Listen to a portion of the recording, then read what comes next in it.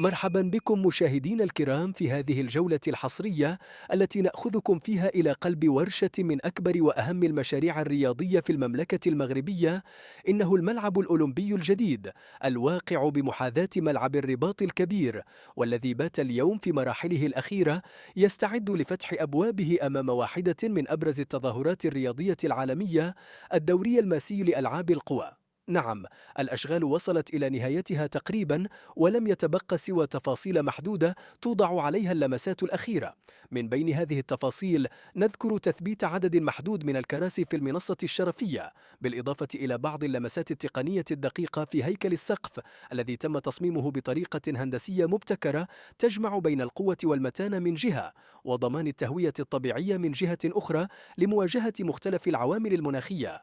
السقف ليس مجرد غطاء، بل تحفة معمارية صممت لتوفر الراحة للمتفرجين ولتتلائم مع المعايير البيئية العالمية.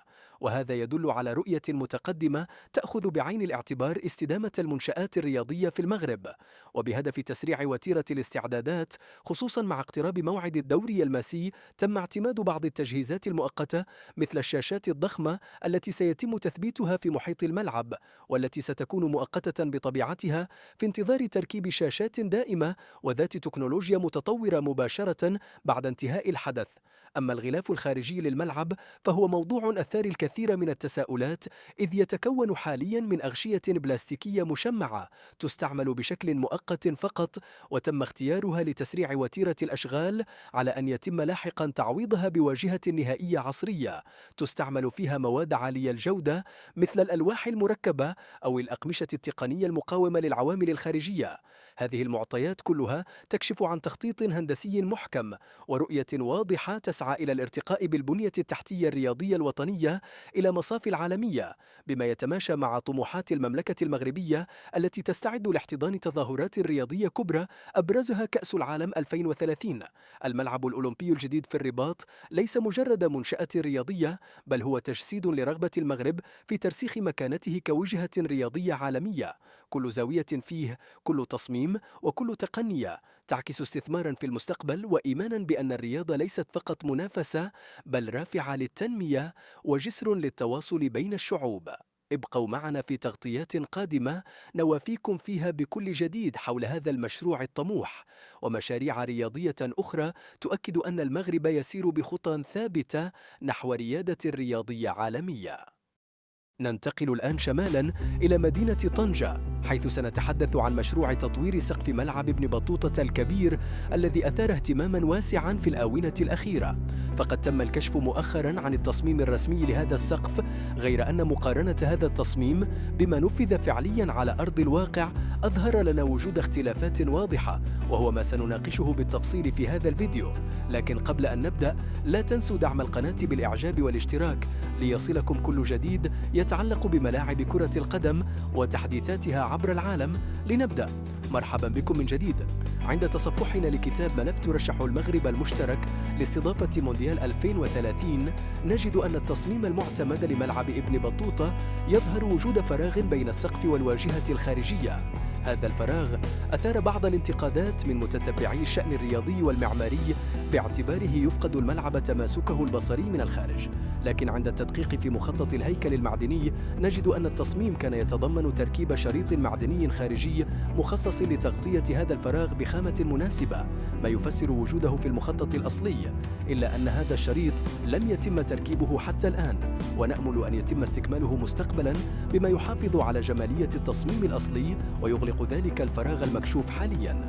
فيما يتعلق بتفاصيل السقف، فقد أشرنا سابقا إلى أنه سيتم تثبيته عبر أعمدة معدنية على شكل حرف V موزعة على الجهتين الأمامية والرئيسية من المدرجات، وستغطى تلك المناطق بمواد شفافة تسمح بمرور الضوء. ومع ذلك يبرز اختلاف واضح بخصوص الكابلات الفولاذية، وتحديدا المشابك التي تربطها. في النسخة التي تم تنفيذها يحتوي المشبك على 3 فتحات، فتحتان جانبيتان موجهتان نحو محور Y مخصصتان لكابلات الشد، وفتحة وسطى موجهة نحو محور X مخصصة لتركيب العمود.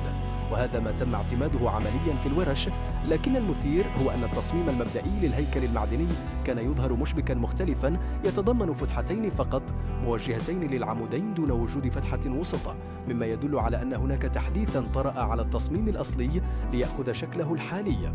وعند تفحص القمر المعدني الجاري تجميعه حاليا داخل الملعب نلاحظ أنه يتضمن 3 رؤوس بالاتجاهات التي تم ذكرها، ما يتماشى تماما مع النسخة المعدلة من التصميم، ويبرز بوضوح وظيفة كل فتحة، الوسطى لدعم العمود والجانبيتان لتثبيت الكابلات. كما يبين التصميم أيضا أن نهاية هذا القمر المعدني ستكون في منتصف سقف المدرجات، حيث سيتم ربطه بالأعمدة الأمامية مع إضافة قمر ثان لتغطية المدرجات السفلية بمواد شفافة، ما يمنح الحضور راحة ورؤية جيدة.